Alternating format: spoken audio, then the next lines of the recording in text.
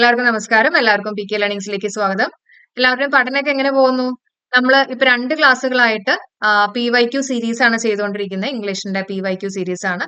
2 ക്ലാസ്സുകളാണ് നമ്മൾ already cover ചെയ്തിട്ടുള്ളത്. Okay, അപ്പോൾ തീർച്ചയായിട്ടും നിങ്ങൾക്ക് ഈ ഒരു സെഷൻ യൂസ്ഫുൾ ആയിരിക്കും. ഈ സെഷൻ എന്ന് മാത്രമല്ല, ഇതിനു മുമ്പ് കഴിഞ്ഞിട്ടുള്ള നമ്മുടെ സെഷൻസ് എല്ലാം യൂസ്ഫുൾ ആയിരിക്കും. കാരണം എക്സാം പോയിന്റ് ഓഫ് വ്യൂവിൽ നിങ്ങൾക്ക് മാർക്ക് സ്കോർ ചെയ്യാൻ പറ്റുന്ന ഒരു എന്താ പറയുക ഒരു സീരീസ് ആണ് നമ്മൾ ചെയ്യുന്നത് കേട്ടോ. അപ്പൊ ക്വസ്റ്റ്യൻ പേപ്പേഴ്സ് ഒക്കെ വർക്ക്ഔട്ട് ചെയ്യുക, ലേറ്റസ്റ്റ് ആയിട്ടുള്ള ട്രെൻഡുകൾ മനസ്സിലാക്കുക, അതനുസരിച്ചും കൂടെ നമ്മൾ മുന്നോട്ട് വരാൻ ശ്രദ്ധിക്കുക. ഓക്കെ, അപ്പോൾ നമുക്ക് സ്റ്റാർട്ട് ചെയ്യാം അല്ലെ. നമ്മൾ ഡിഗ്രി പ്രിലിംസിന്റെ ക്വസ്റ്റ്യൻ പേപ്പർ ആണ് ഇന്ന് ഡിസ്കസ് ചെയ്യുന്നത് കേട്ടോ. അപ്പൊ എല്ലാവരും എന്റെ കൂടെ തന്നെ ഒന്ന് ട്രൈ ചെയ്ത് നോക്കണം. എന്നിട്ട് എക്സ്പ്ലനേഷൻ കേൾക്കുക. നിങ്ങൾക്ക് എന്തെങ്കിലും ഡൗട്ടുകളൊക്കെ ഉണ്ടെങ്കിൽ നിങ്ങൾക്ക് ഇതിനകത്ത് കമന്റ് ചെയ്യാം കേട്ടോ. ഓക്കെ, അപ്പൊ നമുക്ക് ഫസ്റ്റ് ക്വസ്റ്റ്യൻ നോക്കാം. What part of speech is the word quickly? Quickly എന്ന് പറയുന്നത് ഏതാ? പാർട്സ് ഓഫ് സ്പീച്ചിൽ വരുന്ന ഒരു ക്വസ്റ്റ്യൻ ആണ് അല്ലെ. ക്വിക്ക്ലി എന്ന് പറയുന്നത് അഡ്ജക്റ്റീവ് ആണോ, നൗൺ ആണോ, ആഡ്വർബ് ആണോ, വെർബ് ആണോ? യെസ്, ആൻസർ പോരട്ടെ. ഏതാണ് ആൻസർ ആയിട്ട് വരുന്നത്? LY വെച്ച് അവസാനിക്കുന്ന ഒരു 90% കേസുകളും ഏതായിട്ടാ വരിക? ആഡ്വർബ് ആണ് അല്ലെ. എക്സെപ്ഷൻ കേസുകളും ഉണ്ട് കേട്ടോ. എന്നാലും ഒരു 90% കേസുകളും ഇറ്റ് കംസ് അണ്ടർ ആഡ്വർബ് ആണ്. ഓക്കെ, ആഡ്വർബ് എന്ന് പറഞ്ഞാൽ എന്താ? വെർബ് എന്ന് പറഞ്ഞാൽ ഒരു ക്രിയ അല്ലെ. ആ ക്രിയയെ കുറിച്ച് വിശേഷിപ്പിക്കുന്ന ഒന്നിനെയാണ് നമ്മൾ എന്ത് പറയാ? ആഡ്വർബ് എന്ന് പറയാം. ഓക്കെ, ഒരു വെർബിനെ കുറിച്ച് വിശേഷിപ്പിക്കുന്ന ഒന്നിനെ നമുക്ക് എന്ത് പറയാം? ആഡ്വർബ് എന്ന് പറയാം. അതേപോലെ തന്നെ ഓക്കെ, ഒരു അഡ്ജക്റ്റീവിനെ കുറിച്ച് വിശേഷിപ്പിക്കുന്ന ഒന്നിനെയും നമുക്ക് എന്ത് പറയാം? ആഡ്വർബ് എന്ന് പറയാം. കറക്റ്റ് ആയിട്ട് പഠിക്കാം. അഡ്ജക്റ്റീവിനെ കുറിച്ച് വിശേഷിപ്പിക്കുന്ന ഒന്നിനെയും നമുക്ക് എന്ത് പറയാം? ആഡ്വർബ് എന്ന് പറയാം. അതേപോലെ തന്നെ ആഡ്വർബിനെ കുറിച്ച് തന്നെ വിശേഷിപ്പിക്കുന്ന ഒന്നിനെ നമുക്ക് എന്ത് പറയാം? ആഡ്വർബ് എന്ന് പറയാം. ഓക്കെ, അപ്പൊ 3 ഡെഫിനേഷൻ ഉണ്ട്.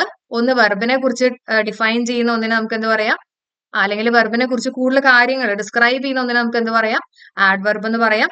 അഡ്ജക്റ്റീവിനെ കുറിച്ച് ഡിഫൈൻ ചെയ്യുന്ന അല്ലെങ്കിൽ ഡിസ്ക്രൈബ് ചെയ്യുന്ന ഒന്നിനെ നമുക്ക് എന്ത് പറയാം? ആഡ്വർബ് എന്ന് പറയാം. വെർബിനെ കുറിച്ച് അല്ലെങ്കിൽ ആഡ്വർബിനെ തന്നെ വിശേഷിപ്പിക്കുന്ന ഒന്നിനെ നമുക്ക് എന്ത് പറയാം? ആഡ്വർബ് എന്ന് പറയാം. ഓക്കെ, അപ്പൊ ഇതെല്ലാവരും പഠിക്കുക. ഓക്കെ, അപ്പൊ ഇതിനെ കുറിച്ചൊക്കെ നമുക്ക് ഡീറ്റെയിൽഡ് ആയിട്ടുള്ള ക്ലാസ്സുകൾ നമുക്ക് ചെയ്യാം കേട്ടോ.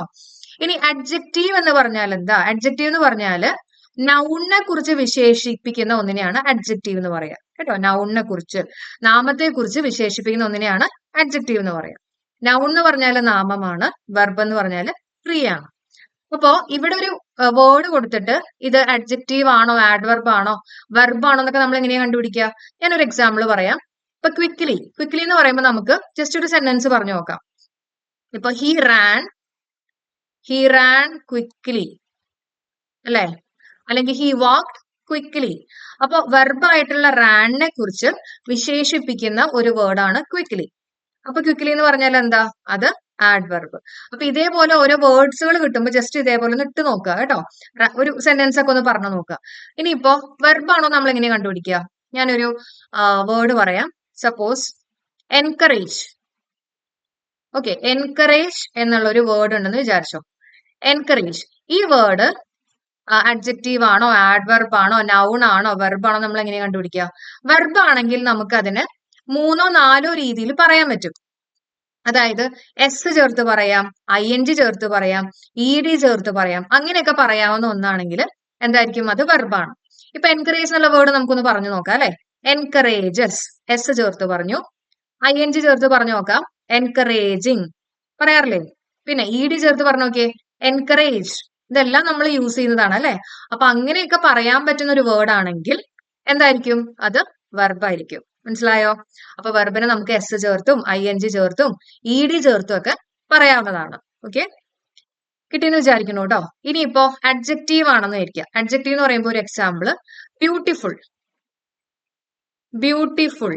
അപ്പൊ അഡ്ജക്റ്റീവ് ആണെന്ന് അറിയാൻ വേണ്ടിയിട്ട് ഈ ബ്യൂട്ടിഫുളിന് ശേഷം ഒരു നൗൺ ഇട്ട് നോക്കുക. ഇപ്പൊ ബ്യൂട്ടിഫുൾ ഗേൾ എന്നോ ഓക്കെ, അല്ലെങ്കിൽ വുമൺ എന്നോ ഇട്ട് നോക്കുക. അപ്പൊ പറയാറുള്ളതാണ് അല്ലെ. ബ്യൂട്ടിഫുൾ ഗേൾ, ഗേളിനെ കുറിച്ച് വിശേഷിപ്പിക്കുന്ന ഒരു വേർഡാണ് ബ്യൂട്ടിഫുൾ. അപ്പൊ ബ്യൂട്ടിഫുൾ എന്താ? That is adjective.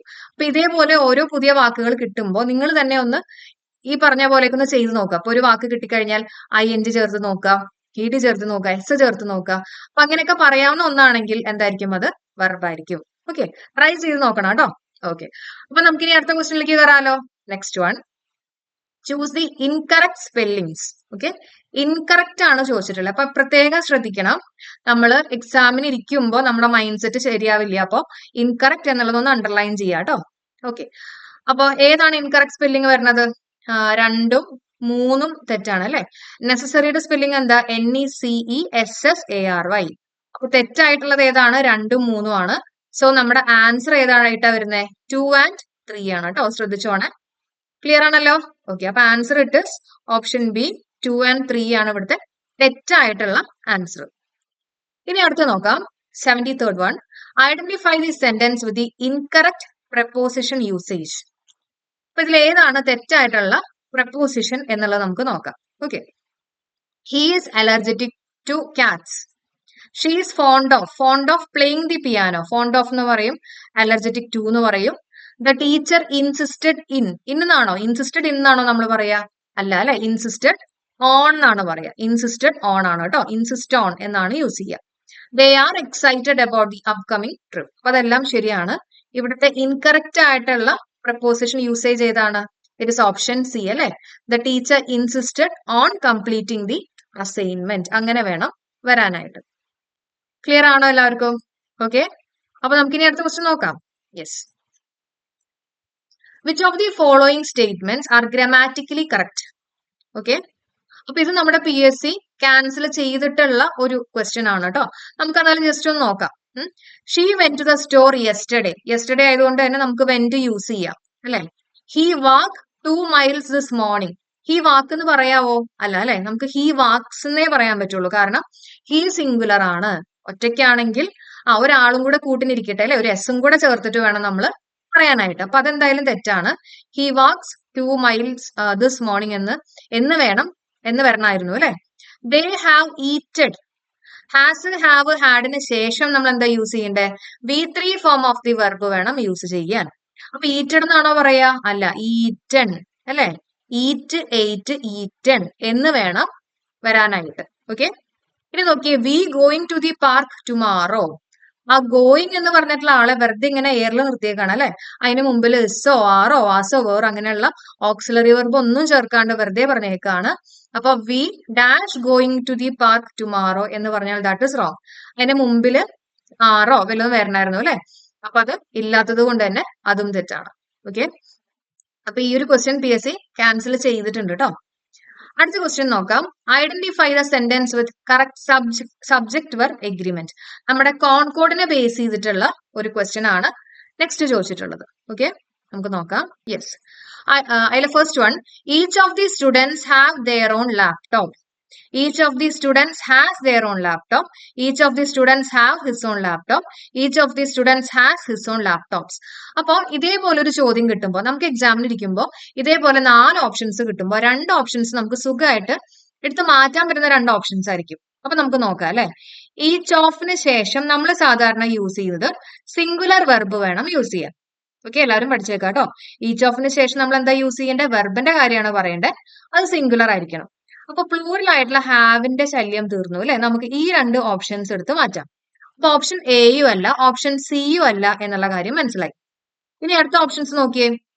Each of the students has their own laptop ഉണ്ട്. Each of the student has his own laptops ഉണ്ട്. ഓക്കെ, അപ്പൊ ഇവിടെ ഒരു കാര്യം ശ്രദ്ധിക്കേണ്ടത്, ഈച്ച് ഓഫിന് ശേഷം നമ്മൾ യൂസ് ചെയ്യേണ്ടത് പ്ലൂറൽ നൗൺ ആണ്. ഓക്കെ, ഈച്ച് ഓഫ് ദയ്ക്ക് ശേഷം എന്താ യൂസ് ചെയ്യേണ്ടത്? പ്ലൂറൽ നൗൺ വേണം യൂസ് ചെയ്യാൻ. ഇവിടെ കണ്ടോ, ഈച്ച് ഓഫിന് ശേഷം സ്റ്റുഡന്റ് എന്നാ പറഞ്ഞിട്ടില്ലേ, സിംഗുലർ ആണ്. അപ്പൊ അതല്ല വരണ്ടേ, പ്ലൂറൽ നൗൺ വേണം യൂസ് ചെയ്യാൻ. അതിൽ നിന്ന് തന്നെ നമുക്ക് ഓപ്ഷൻ ഡിനെയും എലിമിനേറ്റ് ചെയ്യാം. മനസ്സിലായോ? അപ്പൊ നമ്മുടെ ആൻസർ എന്താ വരണ്ടേ? Each of the students has their own laptop. നമുക്ക് ദെയർ ഓൺ എന്നും പറയാം കേട്ടോ, ദെയറും കൂടെ പറയാം. ഈച്ച് ഓഫ് വരുമ്പോൾ നമുക്ക് ദെയർ എന്നുള്ള വേർഡും കൂടെ യൂസ് ചെയ്യാം കേട്ടോ. ഹിസ് ഓൺ എന്നും പറയാം, ദെയർ ഓൺ എന്നും പറയാം. രണ്ടും ശരിയാണ്. ക്ലിയർ ആയല്ലോ? അപ്പൊ ഇതേപോലെ നമ്മൾ ഓപ്ഷൻസ് നോക്കി ഓരോന്നിനെയൊക്കെ എലിമിനേറ്റ് ചെയ്ത് നമുക്ക് ആൻസറിലേക്ക് എത്താം. ആ ഒരു എലിമിനേഷൻ മെത്തേഡ് എന്ന് പറയുന്നത് കുറച്ചും കൂടെ യൂസ്ഫുൾ ആയിട്ടുള്ള ഒരു മെത്തേഡാണ്. നമുക്ക് നെഗറ്റീവ് അടിക്കാണ്ട്, കാരണം നമ്മളെല്ലാം തെറ്റാണ്, ബാക്കിയുള്ളതൊക്കെ തെറ്റാണ് എന്നുള്ള രീതിയിലല്ലേ ആൻസറിലേക്ക് എത്തുന്നത്. തീർച്ചയായിട്ടും നമുക്ക് നെഗറ്റീവ് അടിക്കാണ്ട് മുന്നോട്ട് വരാൻ കിട്ടുന്ന ഒരു രീതിയാണ് എലിമിനേഷൻ മെത്തേഡ്. എല്ലാവരും ചെയ്ത് നോക്കുക കേട്ടോ. ഓക്കെ, അപ്പൊ നമുക്ക് അടുത്ത ക്വസ്റ്റ്യൻ നോക്കാം. Identify the sentence with the correct use of passive voice. അപ്പൊ ഈ ഒരു ക്വസ്റ്റ്യനും നമ്മുടെ PSC ഡിലീറ്റ് ചെയ്തിട്ടുള്ളതാണ്. നമുക്ക് നോക്കാം അല്ലെ. അപ്പൊ പാസീവ് വോയിസ് എന്ന് പറയുമ്പോൾ എന്തൊക്കെയാണ് മൈൻഡിലേക്ക് വരണ്ടേ? ആക്റ്റീവിനെ പാസീവിലേക്ക് ആക്കുമ്പോൾ അല്ലെങ്കിൽ പാസീവിനെ ആക്റ്റീവിലേക്ക് ആക്കുമ്പോൾ ടെൻസ് മാറാൻ പാടില്ല, സെയിം ടെൻസ് ആയിരിക്കണം. അതേപോലെ തന്നെ പാസീവിനകത്ത് എപ്പോഴും V3 form of the verb വേണം വരാൻ. V3 ഫോം എന്ന് പറഞ്ഞാൽ എന്താ? V3 form eat, eight, eaten അല്ലെ? അല്ലെങ്കിൽ സിങ്, സാങ്, സങ്. ആ സങ്ങിനെയാണ് നമ്മൾ V3 ഫോം എന്ന് പറയുന്നത്. അപ്പൊ ആ V3 ഫോം ഓഫ് ദി വെർബേ അവിടെ വരാൻ പാടുള്ളൂ, ശരിയല്ലേ? അപ്പൊ നമുക്ക് ഇവിടെ നോക്കുമ്പോ നമുക്ക് V3 ഫോം നോക്കാം. അതിൽ നിന്ന് നമുക്ക് ആൻസർ കിട്ടും അല്ലെ? ബേക്കിംഗ് എന്ന് പറഞ്ഞാൽ V3 ഫോം അല്ല. അതിൽ നിന്ന് നമുക്ക് അതിനെ ക്യാൻസൽ ചെയ്യാം. വീണ്ടും ബേക്കിംഗ് അല്ലെ? പറ്റില്ല. പിന്നെ നോക്കിയേ, ഹാസ് ബേക്ക്ഡ്. ബേക്ക്ഡ് എന്ന് പറയുന്നത് നമുക്ക് V3 ഫോം ആയിട്ട് പരിഗണിക്കാം. പക്ഷെ ഹാസ്, ഹാവ്, ഹാഡ് ഒക്കെ പാസീവില് വന്നു കഴിയുമ്പോൾ അതിന്റെ കൂടെ നമ്മൾ ഒരു കുഞ്ഞു വാക്കും കൂടെ ചേർക്കാറുണ്ട് അല്ലെ? എന്താണ്? ബീൻ എന്ന് പറഞ്ഞിട്ടുള്ള ഒരു വാക്കും കൂടെ നമ്മൾ ചേർക്കാറുണ്ട്. അപ്പൊ ഇവിടെ അത് കൊടുത്തിട്ടുണ്ടോ? പാസീവില് ബീൻ വേണം അല്ലെ? അപ്പോ ഹാസ് ബീൻ ബേക്ക്ഡ് എന്നുള്ള രീതിയിൽ വരണം. അതിവിടെ ബീൻ ഇല്ലാത്തത് കൊണ്ട് തന്നെ that is not in passive. അത് പാസീവിലല്ല. ഓക്കെ, അപ്പൊ നമുക്ക് ആ ഒരു ഓപ്ഷനും കൂടെ ക്യാൻസൽ ചെയ്യാം. പിന്നെ കേക്ക് വിൽ ബേക്ക്. ബേക്ക് എന്നല്ല, എന്തായാലും V3 ഫോം വരണം അല്ലെ? അപ്പൊ ഇവിടെ ബേക്ക് എന്നാണ് കൊടുത്തിട്ടുള്ളത്. So that is also wrong. അപ്പൊ ഈ ഒരു ക്വസ്റ്റിനകത്ത് കറക്റ്റ് ആൻസർ ഇല്ല. അതുകൊണ്ട് തന്നെ PSC ഈ ഒരു ക്വസ്റ്റ്യൻ ക്യാൻസൽ ചെയ്തിട്ടുണ്ട് കേട്ടോ. നിങ്ങൾക്ക് മനസ്സിലായല്ലോ എന്താ റീസൺ എന്നുള്ളതൊക്കെ മനസ്സിലായല്ലോ? ഓക്കെ, അപ്പൊ ആക്റ്റീവിനെ പാസീവിലേക്ക് ആക്കുമ്പോഴും പാസീവിനെ ആക്റ്റീവിലേക്ക് ആക്കുമ്പോഴും ടെൻസ് മാറില്ല. പാസീവിൽ എപ്പോഴും V3 form of the verb ആയിരിക്കും ഉണ്ടാവുക എന്നുള്ള കാര്യമൊക്കെ ഓർത്ത് വെക്കുക കേട്ടോ. പിന്നെ സബ്ജക്റ്റും ഒബ്ജക്റ്റും നമ്മൾ ഇന്റർചേഞ്ച് ചെയ്യണം. അങ്ങനെയുള്ള കുറെ കാര്യങ്ങളും കൂടെ നമുക്ക് പഠിക്കാനുണ്ട് അല്ലെ? ഓക്കെ, അപ്പൊ നമുക്കിനി അടുത്ത ക്വസ്റ്റ്യനിലേക്ക് കയറാം. Select the sentence with proper use of capitalisation. വളരെ സിമ്പിൾ ആയിട്ടുള്ള ഒരു ചോദ്യമായിരുന്നു. നമുക്കറിയാം, ഒരു സെന്റൻസ് സ്റ്റാർട്ട് ചെയ്യുമ്പോൾ നമ്മൾ ആദ്യം ക്യാപിറ്റൽ ലെറ്ററിൽ എഴുതും I അല്ലെ? പിന്നെ I am going to the mall. Okay, okay അല്ലേ? ഇനി അടുത്ത് നോക്കാം. Identify the correct antonym of the word comfortable formed with the suffix. ഇത് നമ്മുടെ PSC ക്യാൻസൽ ചെയ്തിട്ടുള്ള ഒരു ക്വസ്റ്റ്യൻ ആണ്. അപ്പൊ സഫിക്സ് എന്ന് പറഞ്ഞാൽ എന്താ? ആ ഒരു വേർഡിന് ശേഷം ചേർക്കുന്ന ഒരു കുഞ്ഞു വേർഡിനെയാണ് നമ്മൾ സഫിക്സ് എന്ന് പറയാം അല്ലെ? അതിന്റെ അവസാനം അല്ലെങ്കിൽ അതിന്റെ അറ്റത്ത് ചേർക്കുന്ന ഒരു കുഞ്ഞു വേർഡിനെയാണ് നമ്മൾ സഫിക്സ് എന്ന് പറയാം. പ്രിഫിക്സ് എന്ന് പറഞ്ഞാൽ, പ്രീ എന്ന് പറഞ്ഞാൽ അതിന്റെ മുമ്പിൽ ചേർക്കുന്ന ഒരു വേർഡിനെയാണ് നമ്മൾ പ്രിഫിക്സ് എന്ന് പറയാം. ഓക്കെ, അപ്പൊ ഇവിടെ കംഫർട്ടബിൾ എന്ന് പറഞ്ഞിട്ടുള്ള വേർഡിന്റെ ആന്റണിം ആണ് ചോദിച്ചിട്ടുള്ളത്. അപ്പൊ എന്തായിരിക്കും വരേണ്ടത്? കംഫർട്ടിന് ശേഷം യൂസ് ചെയ്തിട്ടുള്ള കുഞ്ഞു വേർഡ് ആയിട്ടുള്ള കംഫർട്ട്ലെസ് ആണ് ഇതിന്റെ ആന്റണിം ആയിട്ട് വരേണ്ടത്. പക്ഷെ PSC ഈ ഒരു ക്വസ്റ്റ്യൻ ഡിലീറ്റ് ചെയ്തിട്ടുണ്ട് കേട്ടോ. അടുത്ത് നോക്കാം. Choose A sentence with the correct usage of phrasal verb given. ഈ ഒരു ക്വസ്റ്റ്യനും PSC ക്യാൻസൽ ചെയ്തിട്ടുണ്ട്. അപ്പോ ഈ ഡിഗ്രി പ്രിലിംസ് ഫേസ് 1 ഇംഗ്ലീഷിന്റെ തന്നെ കുറച്ചധികം ക്വസ്റ്റ്യൻസ് ക്യാൻസൽ ചെയ്തിട്ടുണ്ട് കേട്ടോ. ഓക്കെ, അപ്പൊ നമുക്ക് അടുത്ത ക്വസ്റ്റ്യൻ നോക്കാം. Identify the sentence with the correct usage of gerund. Gerund നമ്മൾ കഴിഞ്ഞ ക്ലാസ്സിലും പറഞ്ഞിരുന്നതാണ് അല്ലെ? ജെറന്റ് എന്ന് പറഞ്ഞാൽ അല്ലെങ്കിൽ ING ഉള്ള ആൾക്കാരെ നമുക്ക് രണ്ട് രീതിയിൽ പറയാൻ പറ്റും. ഒന്ന് ജെറന്റ്, ഒന്ന് പ്രസന്റ് പാർട്ടിസിപ്പിൾ. ഇതൊക്കെ ഓർമ്മ കിട്ടുന്നുണ്ടോ? അപ്പൊ അന്ന് നമ്മൾ ക്വസ്റ്റ്യൻ പേപ്പർ ചെയ്തതാണ്. അപ്പൊ ഇതേപോലത്തെ ഉള്ള ഒരു ചോദ്യം അന്നും ഉണ്ടായിരുന്നു. അപ്പൊ ഇന്ന് എല്ലാവരും അത് ശരിയാക്കും എന്ന് വിചാരിക്കണം. വേഗം ആൻസർ പറഞ്ഞോളൂ. ഇതിൽ ഏതാണ് ജെറന്റ് എന്നുള്ളതാണ് ചോദ്യം. നോക്കിയിട്ട് പറഞ്ഞു തന്നെ. ING ഉണ്ടാവണം അല്ലെ? വളരെ സിമ്പിൾ ആയിട്ട് തന്നെ നിങ്ങൾക്ക് ആൻസർ കിട്ടിയിട്ടുണ്ടാവും. എന്താണ് ആൻസർ ആയിട്ട് വരേണ്ടത്? ആൻസർ ഇട്ട് ഓപ്ഷൻ B ആണ്. She enjoys swimming in the ocean. Okay, അവള് ഓഷ്യനിൽ സ്വിം ചെയ്തുകൊണ്ടിരിക്കുക എന്നല്ല പറഞ്ഞിട്ടുള്ളത്. സ്വിം ചെയ്യുന്ന നമുക്ക് ഇഷ്ടമാണെന്നാണ് പറഞ്ഞിട്ടുള്ളത് അല്ലെ? She enjoys swimming in the ocean. അപ്പൊ അതുകൊണ്ട് തന്നെ എന്താ ഈ ഓപ്ഷൻ B ആണ് ഇവിടുത്തെ ജെറന്റ് ആയിട്ട് പറയുന്നത്. ഓക്കെ, ഇനി ഒരു കാര്യം കൂടെ. ഇപ്പൊ സപ്പോസ് ഷീ ഇസ് സ്വിമ്മിങ് എന്നാണ് ഒരു ചോദ്യം എന്ന് വിചാരിച്ചോളൂ കേട്ടോ. ഞാൻ വെറുതെ ഇത് പഠിപ്പിക്കുമ്പോൾ അതിന്റെ റിലേറ്റഡ് ആയിട്ടുള്ള ഒരു എക്സ്ട്രാ ഫാക്ട് പറയുന്നതാണ്. She is swimming. ഇവിടെ സ്വിമ്മിങ് എന്ന് പറഞ്ഞാൽ എന്താ? ജെറന്റ് ആണോ പ്രസന്റ് പാർട്ടിസിപ്പിൾ ആണോ? ഷീ ഇസ് സ്വിമ്മിങ് എന്ന് പറയുന്നത്, സ്വിമ്മിങ് എന്ന് പറയുന്നത് പ്രസന്റ് പാർട്ടിസിപ്പിൾ ആണ്. കാരണം അവിടെ ഒരു ആക്ഷൻ നടന്നുകൊണ്ടേയിരിക്കുകയാണ് അല്ലെ? അവള് സ്വിം ചെയ്തുകൊണ്ടേയിരിക്കുകയാണ്. സോ അവിടെ ഒരു ആക്ഷൻ നടന്നുകൊണ്ടിരിക്കുകയാണ്. അങ്ങനെ വരുമ്പോ ഒരു വെർബ് എന്നുള്ള രീതിയിൽ പറയുമ്പോൾ സ്വിമ്മിങ് എന്താണ്? അത് പ്രസന്റ് പാർട്ടിസിപ്പിൾ ആണ്.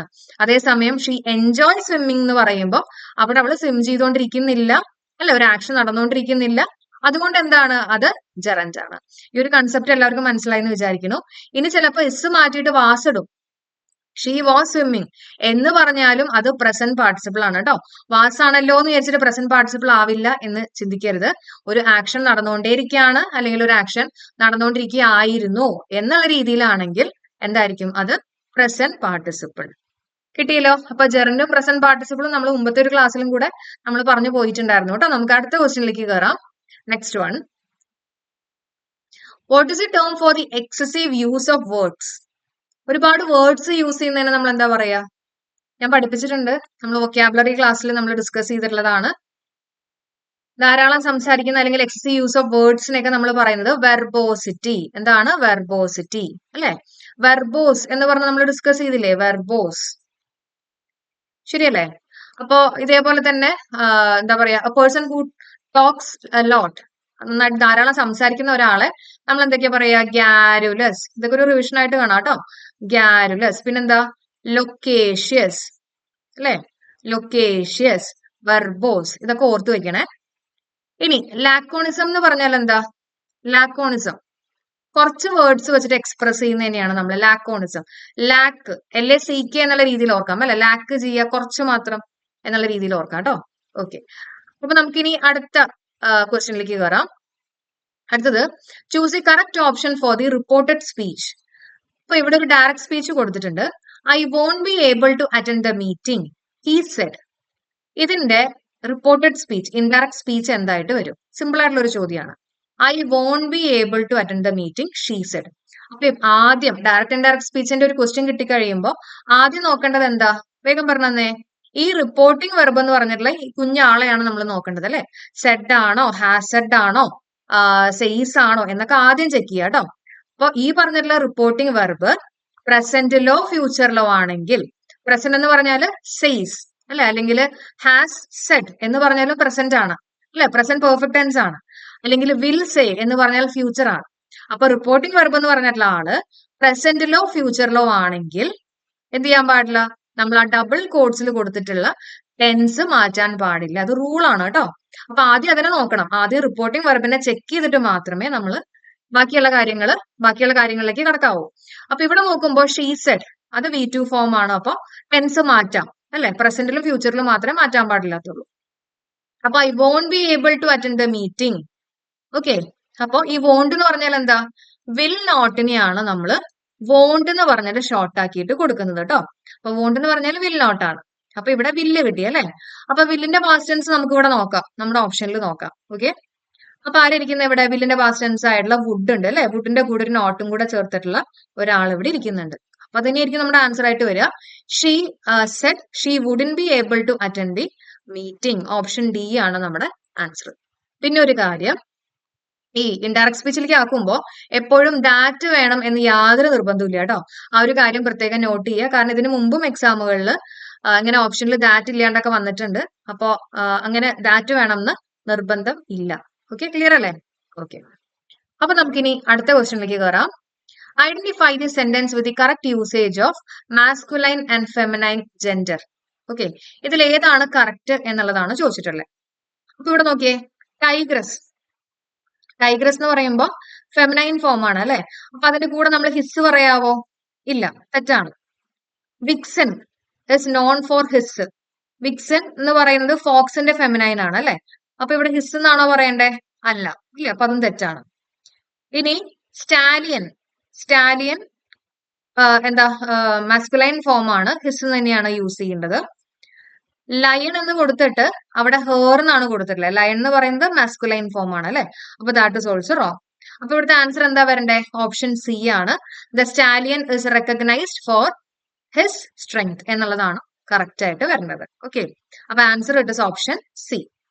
ഇനി 84th ക്വസ്റ്റ്യനും PSC ക്യാൻസൽ ചെയ്തിട്ടുണ്ട്. എനിക്ക് തോന്നുന്നു ഒരു 5 ക്വസ്റ്റ്യനോളം നമ്മുടെ ഇംഗ്ലീഷിൽ തന്നെ ക്യാൻസൽ ചെയ്തിട്ടുണ്ടായിരുന്നു കേട്ടോ. ഓക്കെ, അപ്പോ 84th one it is cancel. ആ ക്വസ്റ്റ്യനും ക്യാൻസൽ ചെയ്തിട്ടുണ്ട്. അടുത്ത നോക്കാം. അടുത്ത സിമ്പിൾ ആയിട്ടുള്ള ഒരു ക്വസ്റ്റ്യൻ ആണ്. Which sentence uses correct comparative degree? Correct comparative degree use ചെയ്യുന്നത് ഏതാണെന്നാണ് ചോദിച്ചിട്ടുള്ളത്. അപ്പൊ നമുക്ക് അറിഞ്ഞിരിക്കണം, ഈ ഫാസ്റ്റിന്റെ കമ്പാരിറ്റീവ് ഫോം ആണ് നമ്മൾ അറിഞ്ഞിരിക്കേണ്ടത് അല്ലെ. എന്താണ് ഫാസ്റ്റിന്റെ കമ്പാരിറ്റീവ് ഫോം എന്ന് പറയുന്നത്? ഫാസ്റ്റർ. ഓക്കെ, പിന്നെ കമ്പാരിറ്റീവ് ഡിഗ്രി അല്ലെങ്കിൽ കമ്പാരിറ്റീവ് ഫോമിന് ശേഷം നമ്മൾ ദാൻ യൂസ് ചെയ്യും അല്ലെ. അപ്പൊ she runs faster than him. കിട്ടിയല്ലോ. ഓക്കെ, അപ്പൊ നമ്മുടെ answer it is option C ആണ് കേട്ടോ. കമ്പാരിറ്റീവ് ഡിഗ്രി ഫാസ്റ്റർ ദാൻ ആണ് വരേണ്ടത്. അടുത്തത് PSC റിപ്പീറ്റഡ് ആയിട്ട് ഒരുപാട് തവണ ചോദിച്ചിട്ടുള്ള ഒരു ക്വസ്റ്റ്യൻ ആണ്. ടു സ്പിൽ ദ ബീൻസ് എന്ന് പറഞ്ഞാൽ എന്താ? ബീൻസ് സ്പിൽ ചെയ്യുക എന്ന് പറഞ്ഞാല് ഒരു സീക്രറ്റ് പുറത്തേക്ക് റിവീൽ ചെയ്യുക അല്ലെ. ടു റിവീൽ എ സീക്രറ്റ്, ഒരു സീക്രറ്റ് റിവീൽ ചെയ്യുക. സ്പിൽ ദ ബീൻസ് എന്ന് പറഞ്ഞാൽ ഒരു സീക്രറ്റ് റിവീൽ ചെയ്യാന്നുള്ള ഒരു മീനിങ് ആണ്. അത് റിപ്പീറ്റഡ് ആയിട്ട് തന്നെ PYQ ആയിട്ട് തന്നെ ഒരുപാട് തവണ PSC ചോദിച്ചിട്ടുള്ളതാണ് കേട്ടോ. അടുത്ത ക്വസ്റ്റ്യൻ സിമ്പിൾ ആയിട്ടുള്ള ഒരു ചോദ്യമാണ്. Choose the correct sentence with proper use of the verb. The child fallen asleep during the movie. ഈ fallen എന്ന് പറഞ്ഞാൽ എന്താ? fallen അതായത് fall, fell, fallen അല്ലെ? fall എന്ന് പറഞ്ഞാൽ V1 ഫോം, അതിന്റെ പാസ്റ്റ് ടെൻസ് ആണ് fell, അതിന്റെ V3 ഫോം ആണ് fallen. അപ്പൊ ഈ V3 ഫോം ഇതിന്റെയൊക്കെ മുമ്പിൽ എപ്പോഴും എന്തുണ്ടാവും? ഒന്നല്ലെങ്കിൽ ഹാസോ ഹാവോ ഹാഡോ അങ്ങനെ ആരെങ്കിലൊക്കെ ഉണ്ടാവണം അല്ലെ? യെസ്. അപ്പൊ നമ്മുടെ ക്വസ്റ്റ്യൻ എന്താ? നമ്മുടെ ക്വസ്റ്റ്യൻ ശ്രദ്ധിച്ചേ. First one, the child fallen എന്ന് പറഞ്ഞു കൊടുത്തിട്ടുണ്ട്. അപ്പൊ വെറുതെ ഫോളൻ നിൽക്കില്ല, അതിന്റെ ഫ്രണ്ടില് ഹാസോ അങ്ങനെ ആരെങ്കിലൊക്കെ വേണം. ഞാൻ നേരത്തെ പറഞ്ഞില്ലേ, ഹാസ്, ഹാവ്, ഹാഡ് അങ്ങനെ ആരെങ്കിലൊക്കെ വേണമായിരുന്നു.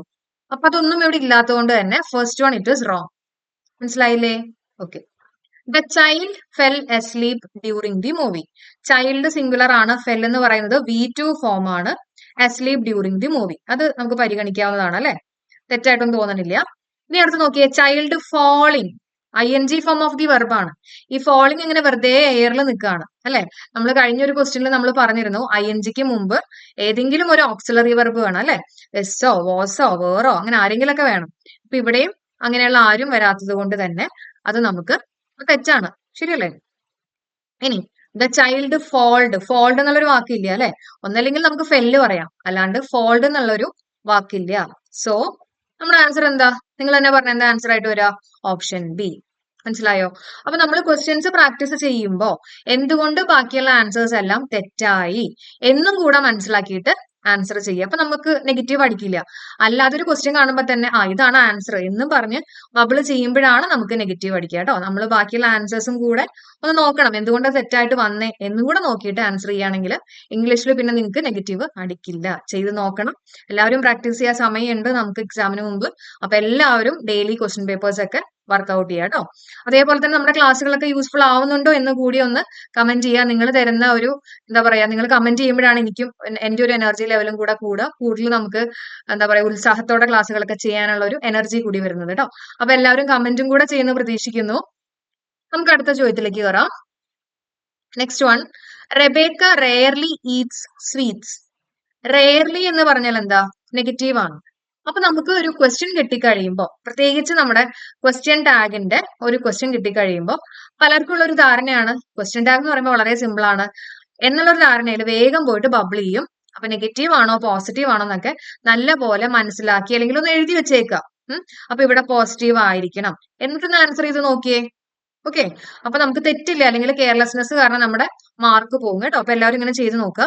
അപ്പൊ റെയർലി, അതേപോലെ തന്നെ എന്താ ഹാർഡ്ലി, സ്കെയർസ്ലി, ബെയർലി എന്നൊക്കെ പറയുന്ന നെഗറ്റീവ് ആയിട്ടുള്ള വേർഡുകളാണ്. അപ്പൊ ഇത് വന്നു കഴിയുമ്പോൾ നമ്മൾ പോസിറ്റീവ് ആയിട്ടുള്ള ക്വസ്റ്റ്യൻ ടാഗ് യൂസ് ചെയ്യണം അല്ലെ? റെയർലി ഈറ്റ്സ്, ഇവിടെ ഒരു എസ് ഉണ്ട് അല്ലെ? അപ്പൊ ഈറ്റ്സ് എന്ന് പറയുമ്പോൾ നമുക്ക് എങ്ങനെ എഴുതാം?